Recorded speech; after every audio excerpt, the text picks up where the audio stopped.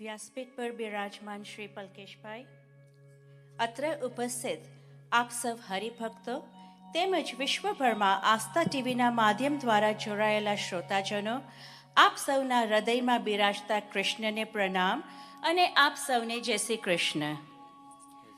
આપ સૌ ખૂબ ઉમંગ, ઉત્સાહ અને ઉલ્લાસથી શ્રીમદ ભાગવત કથા જીવન એક ઉત્સવમાં પધાર્યા છો. આપ સૌનું પ્રેમભર્યું સ્વાગત છે. આપની આ ભાગવતી યાત્રાનો 6થો દિવસ છે અને આપણે કૃષ્ણ રૂકમણીના વિવાહનો ઉત્સવ મનાવવાના છીએ. તો આજે અમારા સૌભાગ્ય છે કે આજે સનાતન મંદિરના પૂજારી શ્રી ભાવિકભાઈ તેમજ અભિષેકભાઈ કથામાં પધાર્યા છો. આપ સૌનું સ્વાગત છે. તો આજનું જીવનનું જે એક સૂત્ર છે તે આપણે લઈએ, જેનાથી આપણે સૌ આપણા જીવનને એક ઉત્સવ બનાવી શકીએ. અને આ સૂત્ર છે કે જ્યાં સમર્પણ છે ત્યાં આનંદ છે. આપવામાં જે આનંદ છે તે લેવામાં નથી. આપના સૌનો અનુભવ હશે કે આપણે જ્યારે પણ કોઈને કંઈક આપીએ છીએ તો આપણે સુખ અનુભવ કરીએ છીએ.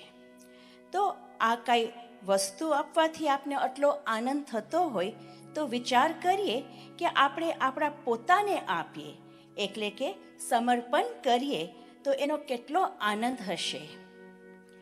ભગવાન પ્રશ્નાર્થ નથી, ભગવાન પૂર્ણ વિરામ છે. જીવનમાં જાગેલા બધા જ પ્રશ્નોનું સમાધાન ભગવાન છે.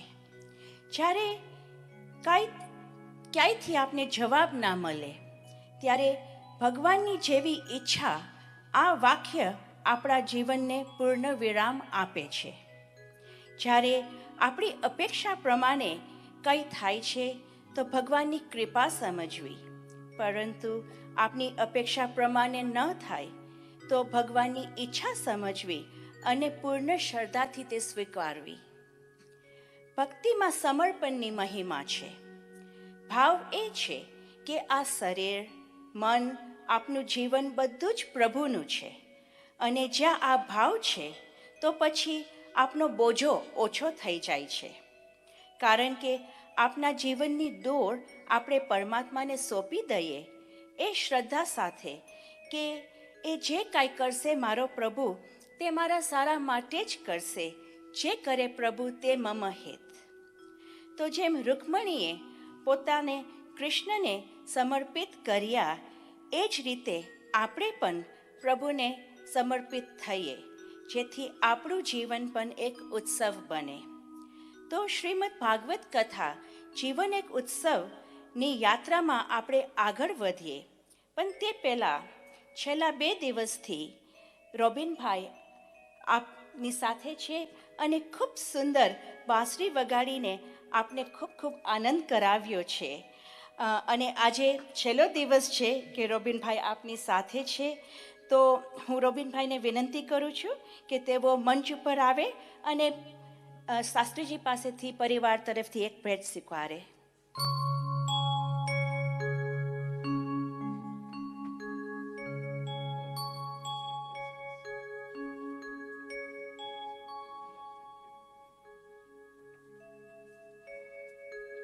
તાળીઓના નાદથી આપણે તેમનું અભિનંદન કરીએ.